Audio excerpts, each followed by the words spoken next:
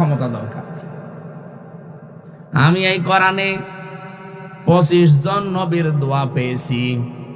25 জন নবী দোয়া করেছেন, 24 জন সব একরকম, আর একজন নবীর দোয়া ছিল আলাদা।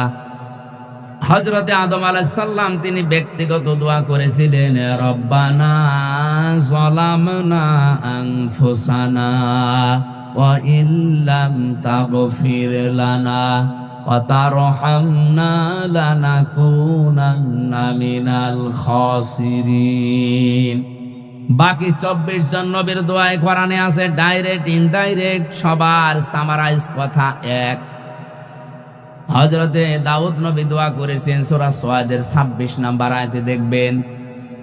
হযরতে সুলাইমান নবী দোয়া করেছেন, সূরা সাদের 35 নম্বর আয়াতে দেখবেন। হযরতে ইউসুফ নবী দোয়া করেছেন, সূরা ইউসুফের 55 নম্বর আয়াতে দেখবেন। মুহাম্মাদুর রাসূলুল্লাহ সাল্লাল্লাহু আলাইহি ওয়াসাল্লাম দোয়া করেছেন, সূরা বানী ইসরাঈলের 80 নম্বর আয়াতে দেখবেন।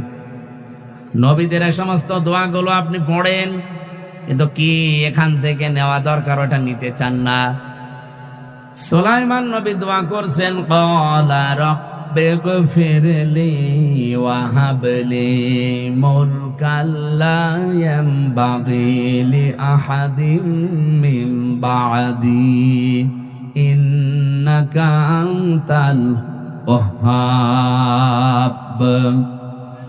আমি আমার বিশ্ববিদ্যালয়ের লাইফ থেকে শুরু করে এই আয়াতে যতগুলো তাফসীর মিলিয়েছি দেশে বিদেশে, সব মুফাসসির হযরতে সুলাইমান নবীর এই দোয়ার ব্যাপারে একই কথা লিখেছেন। নবী সুলাইমান দোয়া করছেন, আমার রব আমাকে মাফ করে দেন, আমাকে এমন একটা রাজ ক্ষমতা দান করেন যে আমার পরে আপনি আর পৃথিবীতে এরকম ক্ষমতা কাউকে দেবেন না। নিশ্চয় আপনিই মহাদাতা। নোয়াখালীবাসী বলেন তো এই আয়াতের ভেতরে হযরতে সুলাইমান যে দোয়া করেছিলেন আল্লাহর কাছে হাজার হাজার হাজার হাজার বছর আগে, তার এই দোয়া কবুল হয়নি। জবাব দিলেন না। আল্লাহ তাকে মাফ করে এমন রাজ ক্ষমতা দিয়েছিলেন, কিয়ামত পর্যন্ত ওরকম ক্ষমতা আল্লাহর কাউকে দেবে না। জিন পর্যন্ত তার অনুগত ছিল। পাখির ভাষা তিনি বুঝতেন, পিপিলিকার ভাষা পর্যন্ত তিনি বুঝতেন, বাতাস পর্যন্ত তার কথা শুনতো। এরকম ক্ষমতা কেউ পৃথিবীতে এখন পেয়েছে, পাওয়ার সম্ভাবনা আছে। এবার আমার প্রশ্ন, এই এদিকে তাকান। কোন দিকে তাকিয়ে আছেন আপনি? এদিকে তাকান। সুলাইমান নবী সহ যত নবীর দোয়া কোরআন থেকে আমি পড়েছি বুঝেছি, আমার প্রশ্ন আপনার কাছে, সুলাইমান নবী এই যে রাজ ক্ষমতা চেয়েছিলেন দুনিয়া ভোগ করার জন্য, এত আসতে বল, হযরতে সুলাইমান এই পৃথিবীতে রাষ্ট্র ক্ষমতা চেয়েছিলেন আল্লাহর কাছে বেশি বেশি বিয়ে করার জন্য। কেন? একটা বারও চিন্তা করেন না, খালি খতম করে চলে গেলে হবে? এ দোয়ায় তিনি বললেন, আমাকে রাজ ক্ষমতা দান করো। এই কারণেই তিনি চেয়েছিলেন। আমি তাফসিরে পড়েছি, ব্যাখ্যায় লেখা আছে, সুলাইমান নবী দেখলেন আমি দাওয়াতি কাজ করি, আল্লাহর বিধানের কথা বলি, কিন্তু মানুষকে মানাতে পারি না। এটা মানাতে হলে রাজ ক্ষমতা লাগবে। আল্লাহর কসম, একামতের দিন এই দেশে যারা প্রতিষ্ঠা করতে চায়, যারা মন থেকে এটা চায়, এই মানুষগুলো বেশি বিয়ে করবে এই ধান্দা না, দুনিয়া কামাই করবে এই ধান্দাও না, বেশি বেশি ক্ষমতা দেখাবে এই ধান্দাও নেই। আমাদের একটাই ধান্দা, এ দুনিয়ায় যা প্রচার করি এটা আবার আমরা মানাতে চাই। এটা মানাতে হলে রাষ্ট্রীয় ক্ষমতা দরকার নাই, সম্ভব না। বাধার এই প্রাচীর গুলো তৈরি করা লাগবে আইন পাশ করার মাধ্যমে। এই জন্য ইসলাম ক্ষমতায় গেলে যে 4টা কাজ করবে, তার শেষের 2টা, আল্লাযীনা ইম্মাক্কান্নাহুম ফিল আরদি আকামুস সালাহ ওয়া আতাউস যাকাতা ওয়া আমারু বিল মা'রুফি ওয়া নাহাউ আনিল মুনকার।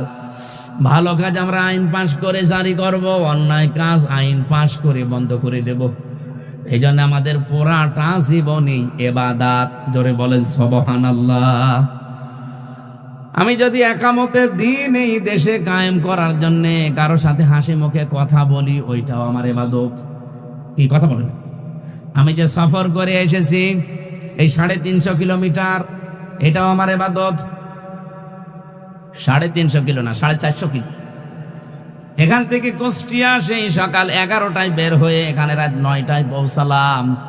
এই পুরা সফরটা আমার ইবাদত মনে করেই করেছি, কারণ আমি এই দেশের দিন কায়েমের জন্য এটাকে মাধ্যম মনে করলাম। অনেকে বলে যে, প্রশ্ন করে যা আপনাদের কাজও চা ওদের কাজও তা না, জীবনও না। যারা এই দেশে মানুষের তৈরি করা আইন কায়েম করতে চায়, সূরা নেসার 75 নম্বর আয়াতে আছে, 5 নম্বর পারা 9 নম্বর পৃষ্ঠা 2 নম্বর লাইনে আছে, ওয়াল্লাযীনা কাফারু ইউকাতিলুনা ফি সাবিলিত তাগুত। যারা কাফের তারাও লড়াই সংগ্রাম করে, তারাও মিছিল মিটিং করে, তারাও দল করে, তারাও এরকম অনুষ্ঠান করে, কিন্তু তারা তাগুতের রাস্তায়, শয়তানের রাস্তায় করে। আর শয়তানের রাস্তায় হচ্ছে মানুষের তৈরি করা আইন কানুন জমিনে প্রতিষ্ঠিত করার জন্য কাজ করা। কিন্তু আমাদের ঈমান যাদের আছে, আমরাও এই কাজগুলোই হাতে নিয়েছি, আমরাও এগুলোই করি, কিন্তু রাস্তাটা ভিন্ন। আল্লাযীনা আমানু ইয়াকাতিলুনা ফি সাবিলিল্লাহ। আল্লাহ বলেন যারা ঈমান এনেছে এই মানুষগুলো লড়াই সংগ্রাম করবে, এরাও মিছিল মিটিং করবে, এরাও দল করবে, এরাও ভোট করবে, কিন্তু এদের রাস্তা হবে আল্লাহর রাস্তায়।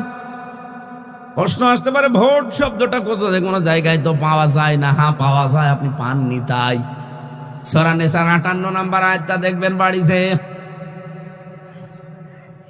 5 নম্বর পারার 6 নম্বর পৃষ্ঠা 5 নম্বর লাইনে আছে, ইন্নাল্লাহা ইয়া'মুরুকুম আন তু'আদ্দুল আমানাতি ইলা আহলিহা।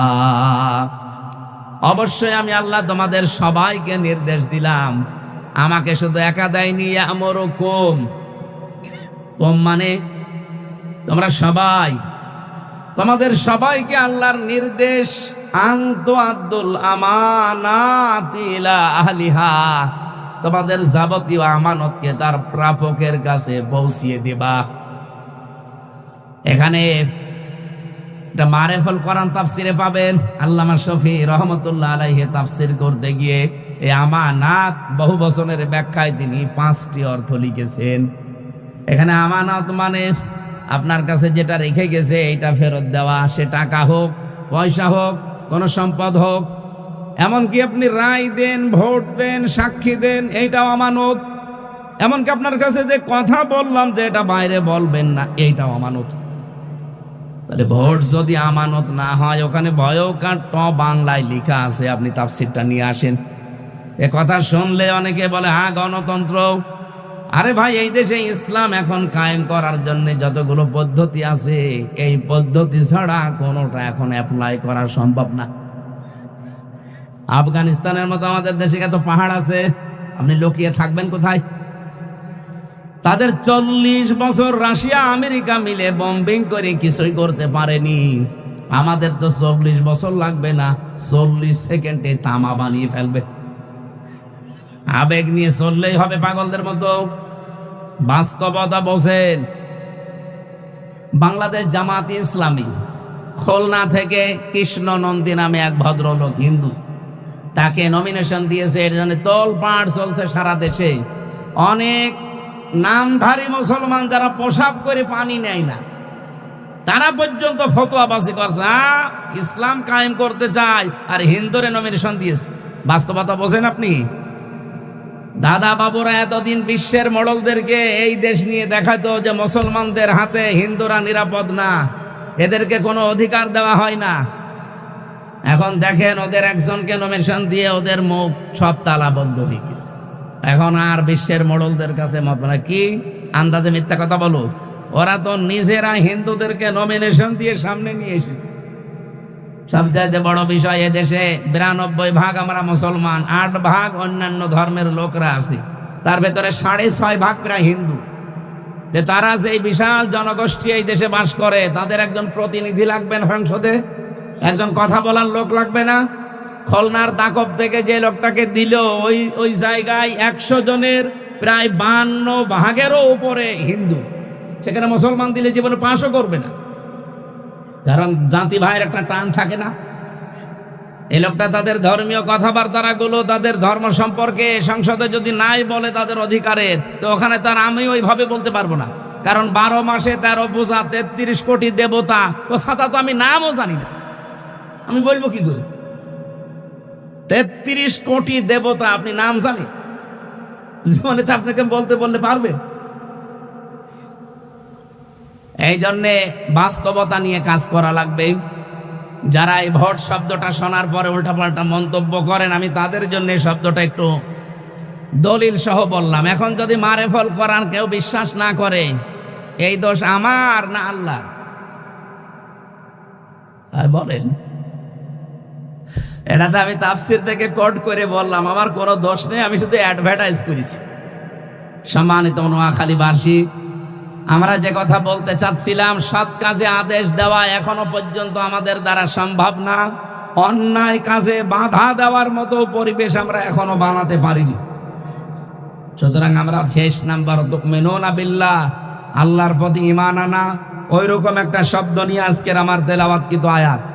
আমরা কোরআনে কারীম থেকে কিছু কথা বলতে চাই তাফসীর আকারে, আপনারা শুনবেন তো ইনশাআল্লাহ। মঞ্চে বসা আছেন সম্মানিত ওলামা ইকরাম, বিশেষ করে এই আসনের জন্য বাংলাদেশ জামাত ইসলামী থেকে যিনি নমিনি, অধ্যক্ষ বেলায়েত হোসেন, ইসলামিক চিন্তাবিদ, শিক্ষাবিদ, রাজনীতিবিদ। আল্লাহ রাব্বুল আলামিন তার গোলামকে সফলতার সর্বনিম্ন, যাদেরকে বলা হয়েছে যে কোরআন শোনানো হবে, নোয়াখালী জেলার কোম্পানিগঞ্জের মোসাফর